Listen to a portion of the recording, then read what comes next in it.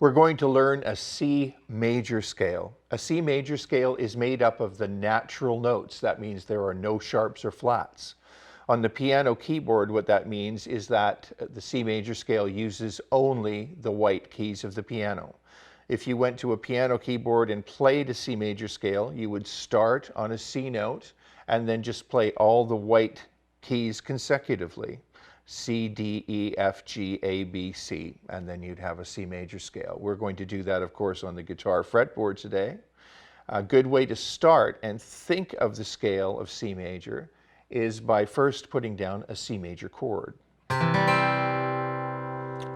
We know that the C major chord has this note as its root, C. And that root will also be the beginning of our C major scale.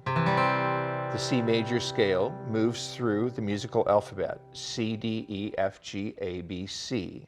We'll play this scale in one octave. That means just from C to C, giving us 8 notes. C, D, E, F, G, A, B, C, 1, 2, 3, 4, 5, 6, 7, 8.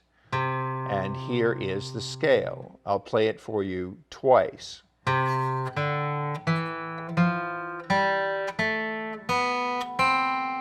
Down.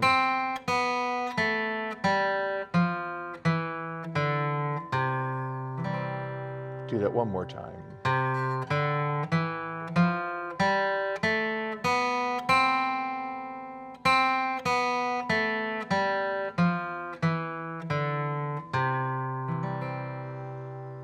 All right, now let's take a closer look at this. As far as your pick is concerned, just let the pick drop down, only downstrokes, dropping down to the adjacent string each time.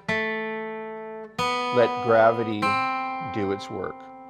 All right, and as far as the left hand is concerned, one finger for each fret. So each note that is on the first fret will be played with the first finger. Each note that's on the second fret, second finger, third fret, third finger. And we are not using our baby finger in this scale because there are no notes underneath our baby finger. All right, so let's take a look at the C major scale, third finger on string 5. At the third fret, C note, open D,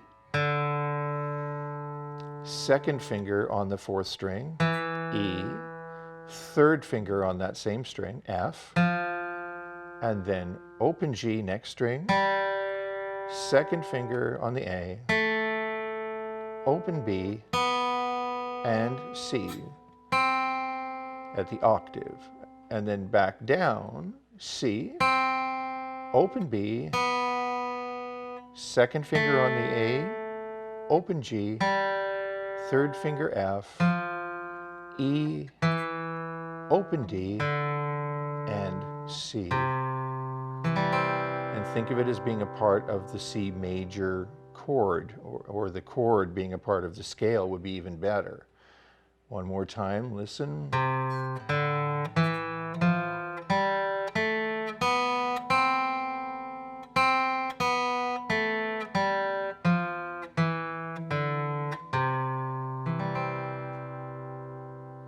So that's a C major scale. You may at this point wonder, why do I have to practice my scales? I'll give you some good reasons. Reason number one, chords come from scales. And so in fact, scales connect one chord to another chord. Our whole system of music, the chords are built using scales. And so it's important to begin to understand that as you move forward. Also, melodies come from scales. It may not seem that way at first, but as you progress, you'll see that scales are really a template for just about everything that happens in music, and it doesn't matter what style we're talking about. So let's begin with that C major scale. C major scale only in one octave, and associate it with that C major chord.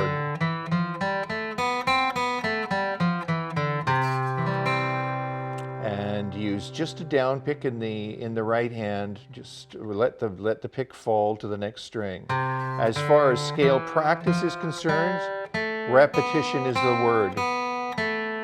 And there are so many benefits to starting to practice scales, and one of those benefits is just being able to track the strings with greater